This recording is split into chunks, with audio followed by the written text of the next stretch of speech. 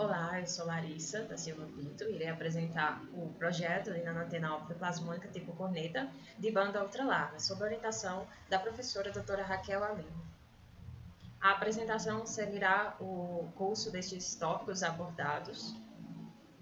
Bom, inicialmente, as nanantenas plasmônicas, assim como as antenas de radiofrequência comuns, elas também conseguem transmitir, receber, amplificar e confinar campos ópticos, basicamente enviar e receber sinais, ondas eletromagnéticas. E podemos pensar então o que diferencia as duas, praticamente pelo fato de que as nanantenas elas apresentam nanoestruturas, por isso o prefixo nano, ou seja, estrutura extremamente pequena, na verdade de 1 bilionésimo. Então, elas apresentam nanoestruturas com comprimento de onda ressonante efetivo menor do que o comprimento de onda da luz incidente. É possível, assim, dizer que essas nanoantenas são dispositivos capazes de confinar opticamente a luz, né, e manipular em nanoescala, gerando, por exemplo, chips ópticos. As aplicações das nanoantenas vão desde sensores ópticos, circuitos ópticos, como também na medicina, no tratamento de câncer. Então, as nanoantenas plasmônicas emergiram como alternativa promissora para aplicações de nanolentes sem fio de banda larga. Isso porque o foco da pesquisa é exatamente a comunicação óptica sem fio. E para isso, as nanoantenas elas cumprem bem o seu papel.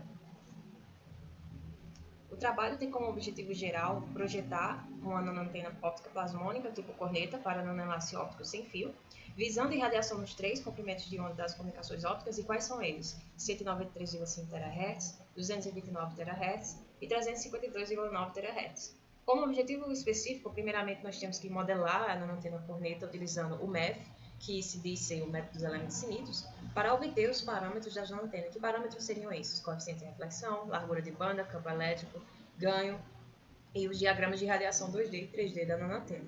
Além disso, aplicar as nanoantenas em nanoenlaces ópticos sem fio, analisar os resultados por meio de simulações eletromagnéticas, comparar a largura de banda e a eficiência na comunicação óptica sem fio das nanoantenas em estudo com propostas disponíveis na literatura e, por fim, publicar os resultados encontrados em congressos e periódicos relevantes da área de pesquisa, em função da frequência de operação para a nanoantena simulada, de acordo com os elementos, né, de ouro ou prata como metal condutivo. Em amarelo, nós temos o ouro, nesses três casos, ou seja, nas três frequências, e em vermelho nós temos a prata, também nessas três frequências. Eu tracejei essa linha em vermelho para ficar mais fácil a visualização, até porque o ideal é que o coeficiente de reflexão seja menor do que menos 10, para que a antena venha a ressoar. E nota que os resultados obtidos na tabela condiz com esses resultados obtidos nesse gráfico. Ou seja, aqui, por exemplo, a nanoantena com material de ouro, ela apresentou um coeficiente, como a gente viu anteriormente, no valor de menos 11,79 e em prata, menos 10,32. Aqui em ouro, ela apresentou em 229 THz menos 10,07 e a prata respondeu a menos 15,91. Já aqui em prata, o vermelho, ela apresentou menos 17,70 e aqui ouro, menos 19,16, né, em coeficiente de reflexão.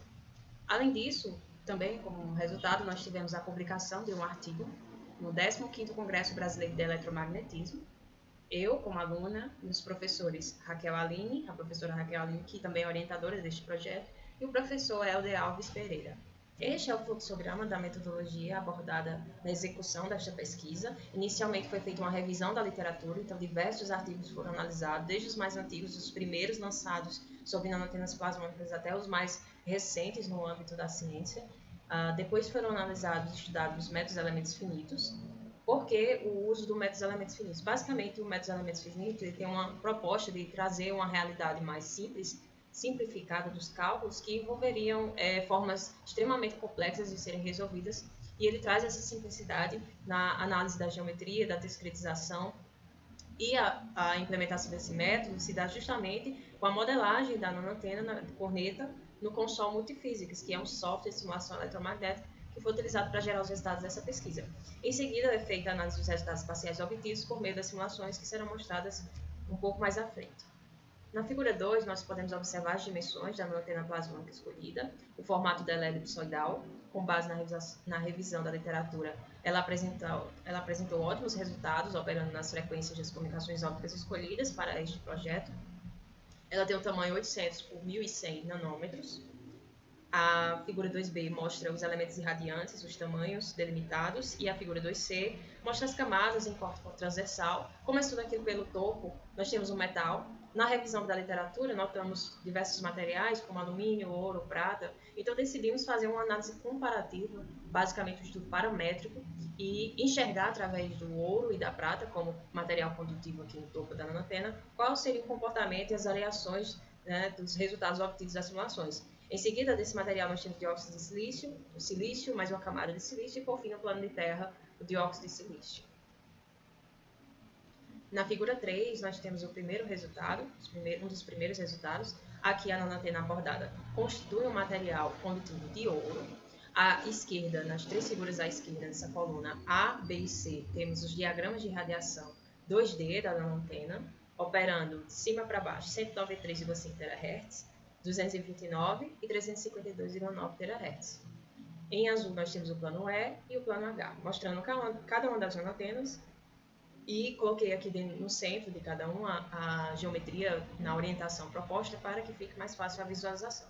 Já dentro dessa mesma figura, nas letras D, E e F, nós temos os diagramas de radiação 3D de cada uma das nanotenas correspondentes na sua faixa de operação, na faixa de frequência escolhida.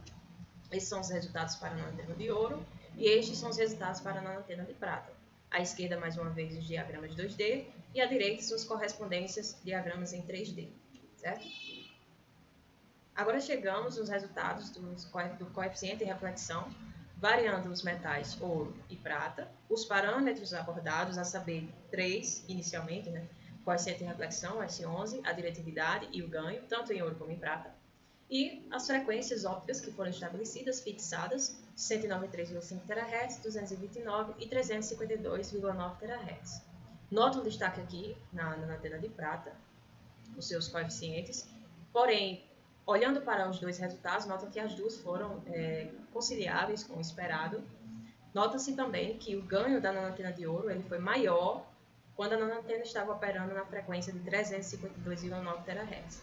Já para a nanotena com metal condutivo de prata, o maior ganho foi alcançado na frequência de 193,5 THz, a saber, um valor de 22,76 decibéis. Aqui é o cronograma de atividades do projeto. Na tabela 2 é possível visualizar as atividades concluídas em roxo e as atividades que foram iniciadas e que ainda não foram concluídas, mas que serão até o final de agosto. Meus agradecimentos ao UFCG, a Universidade Federal de Campina Grande, ao Conselho Nacional de Desenvolvimento Científico e Tecnológico, CNPq, pelo apoio financeiro e pela oportunidade também, e à professora orientadora Raquel Aline Félix pelo conhecimento transmitido, pela paciência de me ensinar. E aqui concluo minha apresentação. Obrigada pela atenção de todos.